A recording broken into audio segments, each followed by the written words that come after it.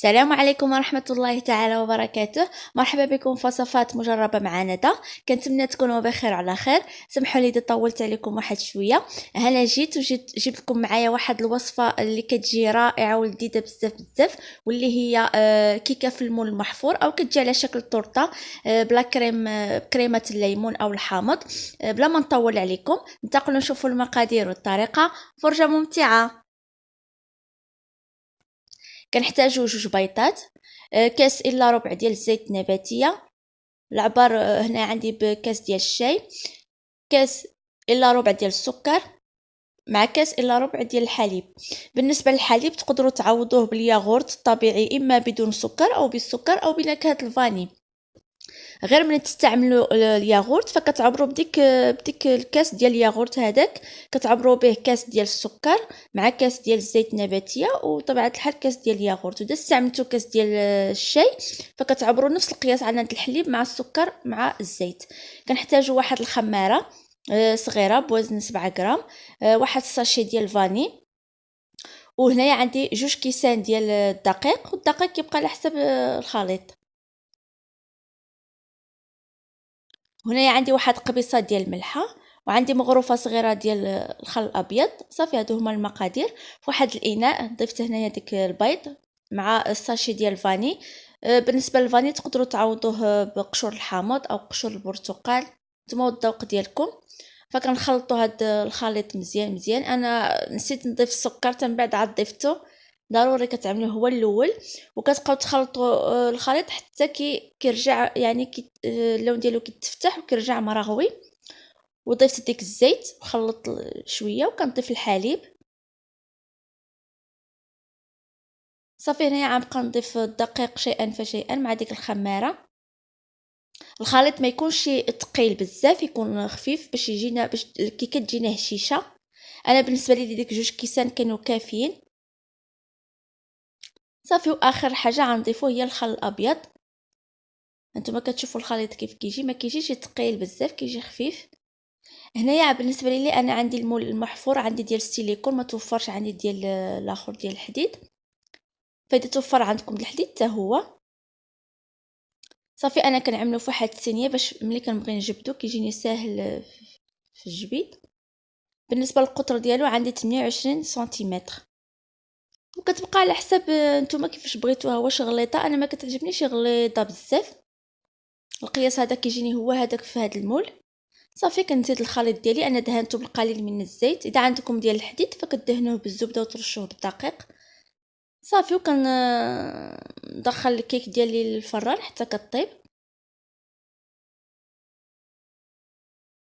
صافي هنا الكيك ديالي بعد ما طاب انا زدت له شويه في الطياب.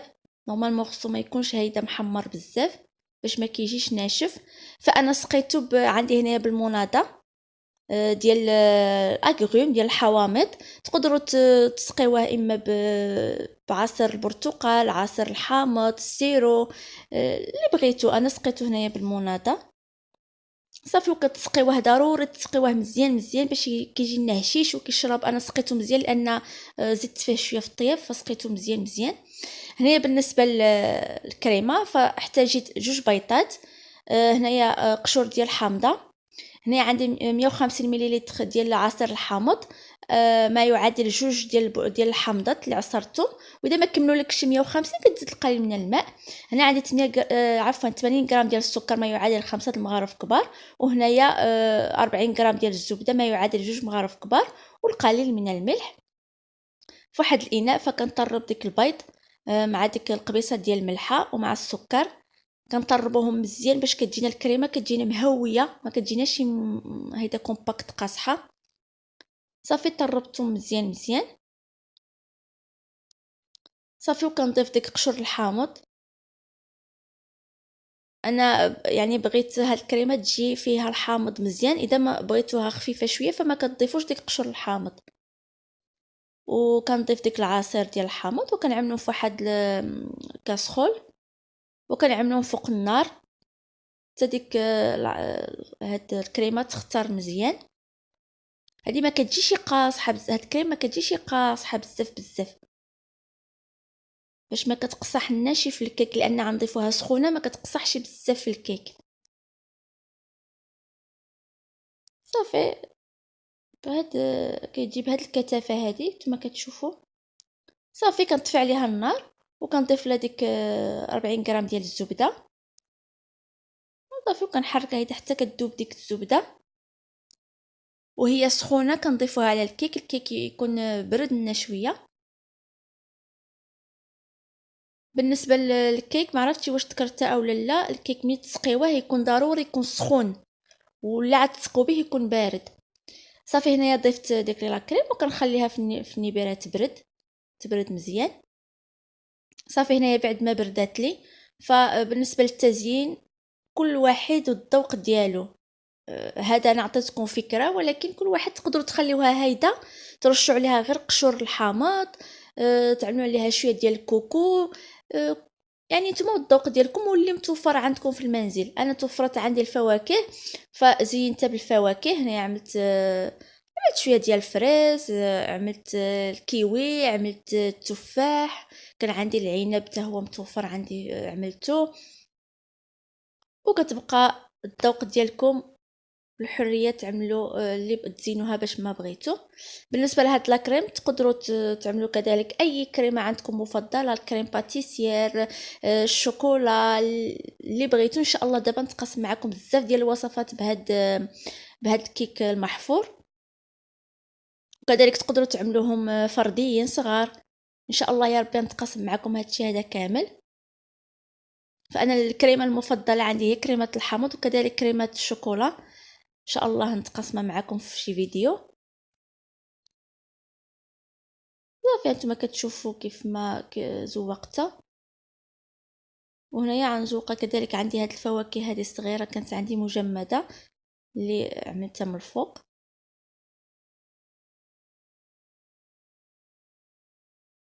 صافي وهنايا انا اختاريت كونفيتور ديال المشماش باش كندهنوا ديك الفواكه باش ما كتكحلناش. تقدروا تعملوا الناباج كذلك، انا متوفرش عندي فكنعمل دائما انا كنعمل كونفيتور ديال المشماشي اللي كندهن بها من الفوق باش ديك الفواكه ما كيكحالوش ما كيدبالوش. ويعني كيكون هيدا كيعطي لمعان. الكونفيتور كتعطي شويه ديال لمعان الفواكه. وصافي وكتدخل النبيره تبرد مزيان وكتجي فعلا كتجي رائعه وهشيشه. صافي هنايا انا توفر عندي قشور ديال الحامض فرشيتهم من الفوق باش كتعطينا واحد الغابيل بانها ديال الحامض. وهي الكيكه او الطورطه كيف بعد ما زوقتها كتجي رائعه وهشيشه ولذيذه بزاف. كنتمنى ان الفيديو ديالي يكون نال الاعجاب ديالكم. الى فيديو اخر ان شاء الله، الى وصفه اخرى ان شاء الله. مع السلامه.